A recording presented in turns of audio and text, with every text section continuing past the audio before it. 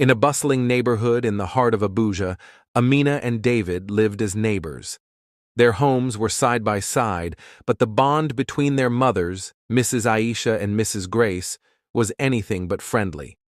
Constant disagreements about trivial issues had made them adversaries, yet their children managed to form an unlikely friendship.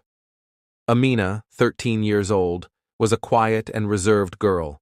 Her mother, Mrs. Aisha, was strict and often reminded her, "I don't want to see you playing around. Study your books." On the other hand, David was intelligent and easygoing, often excelling in school. Despite their mother's conflicts, David and Amina attended the same school and became close friends. David would often help Amina with her schoolwork, patiently explaining subjects she struggled with. "Amina, this math problem is easy," David would say during their study sessions. "You just need to remember the formula."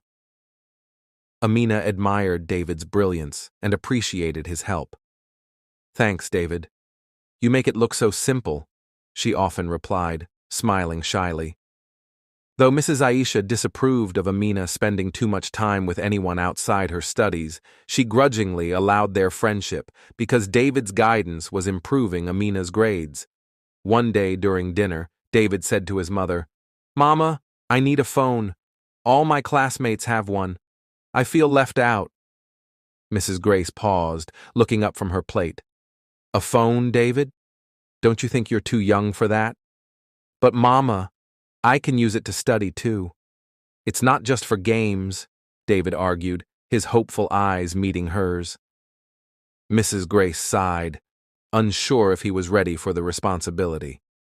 "Fine," she said after a moment's thought. "If you can come first in your class this term, I'll buy you a phone, but only if you prove you deserve it." David's face lit up with determination. From that day, he studied harder than ever, pouring all his energy into his books. Even Amina noticed. "You're really serious about getting that phone, aren't you?" she teased during one of their study sessions. "I'll show Mama I can do it," David replied confidently. When the term ended, David achieved his goal.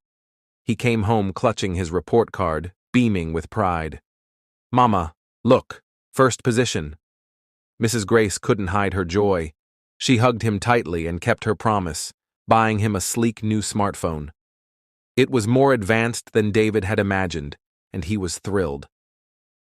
From that day, the phone became David's favorite possession. He used it to explore the internet, watch videos, and play games. Sometimes he shared it with Amina, and they spent hours laughing at funny clips and discussing interesting discoveries. One sunny afternoon, while their mothers were engrossed in yet another quarrel, David and Amina sat in his room, exploring the phone's features. "Let's see what else we can find," David said, scrolling through apps. Amina nodded, her curiosity piqued. "This phone is so cool." As they explored, David clicked on an unfamiliar icon. The screen filled with videos, unlike anything they had seen before. Out of curiosity, he tapped on one, and it began to play. It showed something strange, adults behaving in ways neither of them understood. "What's that?" Amina asked, her voice barely above a whisper. David frowned. "I think it's something adults do. I've heard older boys at school talk about things like this." Amina's face flushed. "Should we be watching this? It feels wrong." "It's just a video," David replied, unable to look away. "It's not like we're doing anything bad." But both felt uneasy. The video ended, and instead of closing the app, David clicked on another. Minutes turned into fascination as the mystery of what they were watching drew them in. "Let's not tell anyone about this," David said firmly. "It's our secret." Amina hesitated, but eventually nodded. She wanted to confide in her mother, but knowing how strict Mrs. Aisha was, she couldn't imagine the consequences. Her mother's words echoed in her mind. "Focus on your books, not on distractions." So, for now, she chose to stay silent. From that day on, David and Aisha's afternoons took a strange turn. Whenever their mothers were away, they would lock themselves in David's room, exploring more of the forbidden videos. The once innocent bond they shared, filled with laughter and schoolwork, began to change. Days turned into weeks, and their secret consumed their friendship. One quiet afternoon, David turned to Aisha while they sat in his room. "What if we try something from the videos?" he said hesitantly. Aisha's eyes widened. "What do you mean?" David looked down nervously but eventually replied, "You could, try it under your hijab. It'll be safe, and no one will know." Aisha hesitated, unsure of how to respond. "I don't think that's a good idea," she said quietly. But David's persistence wore her down. Reluctantly, she agreed. They decided to try in an empty classroom after school. The halls were quiet, and most students had gone home. Just as David reached out, the sound of footsteps echoed. "Someone's coming!" Aisha whispered urgently. Panicking, they quickly moved apart. It was the school cleaner making her rounds, and although she didn't see them, the close call left them both shaken. They hurried home in silence, the weight of their near discovery hanging over them. A few days later, David brought it up again while visiting Aisha's house. She was washing plates in the kitchen when he approached her. "Let's try again," David whispered, glancing toward the living room to ensure no one was watching. "Here?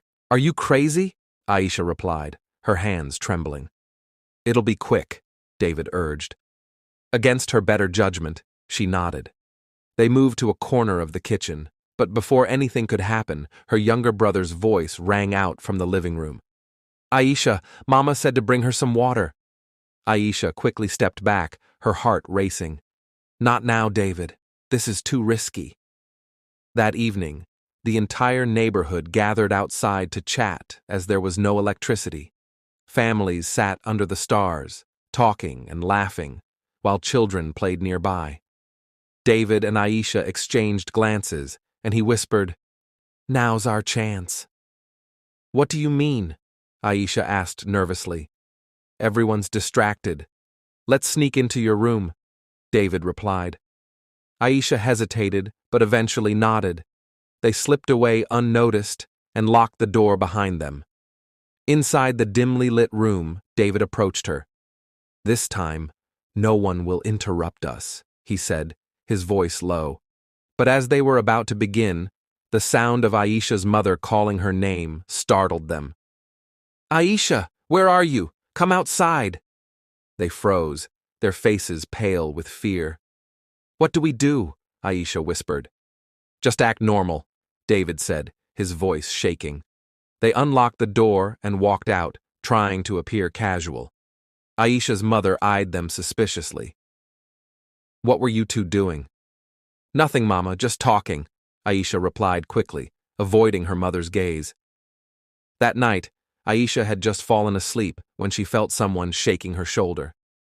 She opened her eyes to see her mother, Mama Aisha, standing over her, holding a cane. The dim glow of the lantern reflected her stern expression. "Aisha," her mother said in a low, firm voice, "what is going on between you and David?" Aisha's heart raced. "Nothing, Mama," she stammered, trying to sit up, her mind scrambling for an excuse. Mama Aisha's gaze hardened as she raised the cane slightly. "Don't lie to me, Aisha. I know something is going on. Tell me the truth now." Terrified by the sight of the cane and her mother's unwavering tone, Aisha hesitated before the truth spilled out. Through trembling lips, she confessed everything: the videos, David's suggestions, and their attempts to mimic what they had seen. Mama Aisha listened silently, her expression growing darker with every word. When Aisha finished, her mother's silence was heavy and terrifying. Finally, Mama Aisha stood up and said, "We'll deal with this in the morning." The next morning, as soon as the sun rose, Mama Aisha marched to David's house, her fury barely contained. She knocked sharply on the door, waking up Mama Grace. "Good morning, Aisha," Mama Grace said, her voice groggy and confused. Is everything all right? No, everything is not all right, Mama Aisha snapped, her voice shaking with anger. Do you know what your son David has been doing with my daughter? Mama Grace's eyes widened in shock. What are you talking about? Mama Aisha wasted no time.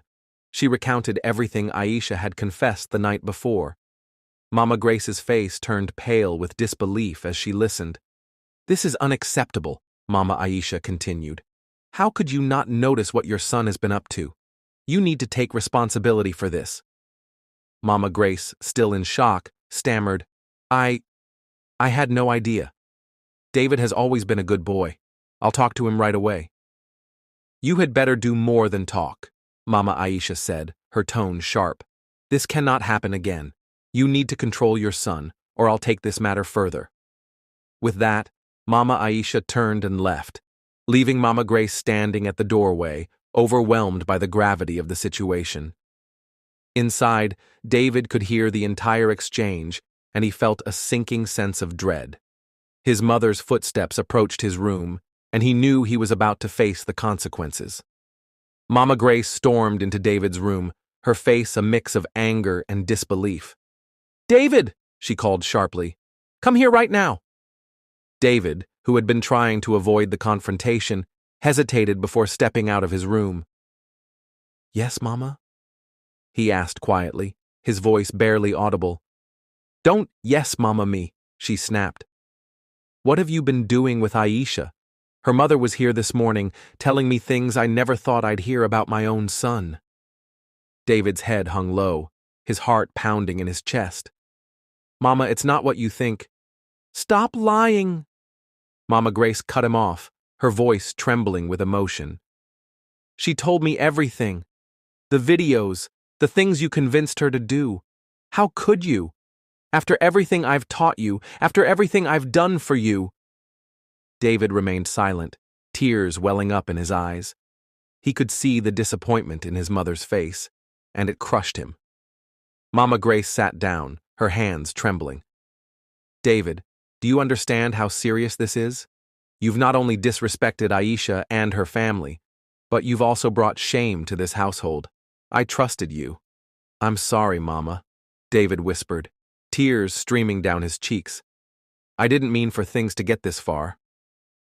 Sorry isn't enough, David, she replied, her voice softening slightly but still firm. You and Aisha are too young to be involved in anything like this.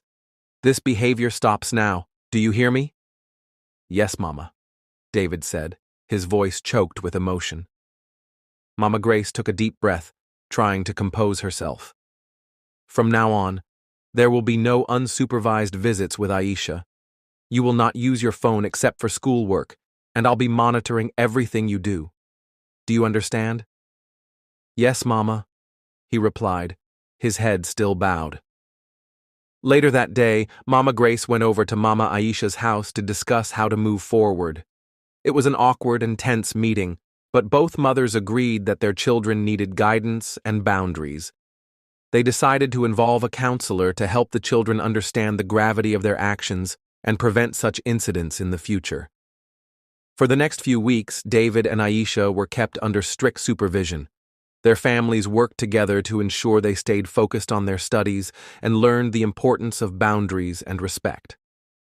Though the friendship between their mothers remained strained, both women were united in their determination to guide their children back onto the right path.